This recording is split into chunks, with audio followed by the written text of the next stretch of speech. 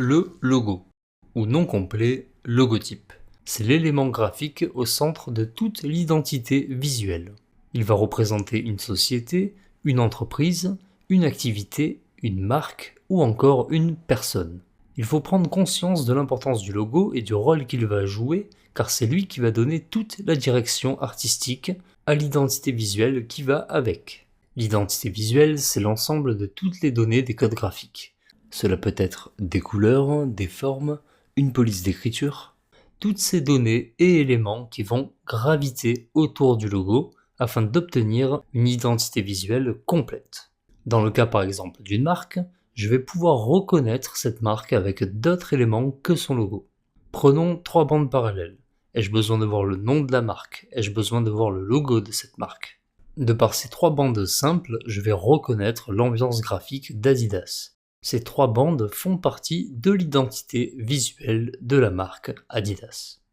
Dans ce cas, ce sont des formes qui vont aider à la reconnaissance de la marque. Si je vous montre maintenant 4 petits cercles, ou qu'importe leur forme, que ce soit des cercles ou des carrés, je reconnais cette fois l'identité de Google. J'ai donc une reconnaissance de l'entreprise par des couleurs qui font partie de l'identité de Google. Prenons un cas différent, vous l'aurez reconnu, le M de McDonald's. Pourtant, aujourd'hui, sur le logo officiel, il n'est plus mentionné le nom de la chaîne. Il reste simplement le pictogramme principal représentant un M de McDonald's. Si j'enlève maintenant le fond, ou que je lui change sa couleur, cela reste toujours McDonald's. Mais si je lui applique maintenant ce fond, ou encore celui-ci, là ça devient un peu plus complexe. Nous voyons toujours le logo McDonald's, mais mon interprétation va un peu se diviser. Pourquoi? Car je reconnais un logo tout en identifiant des fonds qui ne sont pas à lui. Je peux en fait reconnaître les codes graphiques d'Instagram et de BMW. On se rend compte de la puissance et de l'impact de leur identité visuelle.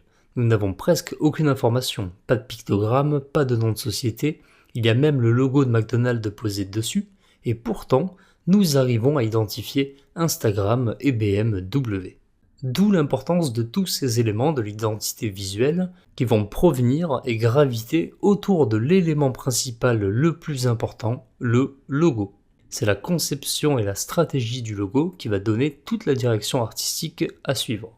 Une fois le logo réalisé et la direction artistique établie, nous allons pouvoir par la suite faire les autres supports de l'identité visuelle complète. Carte de visite, papier en tête, code couleur et ainsi de suite.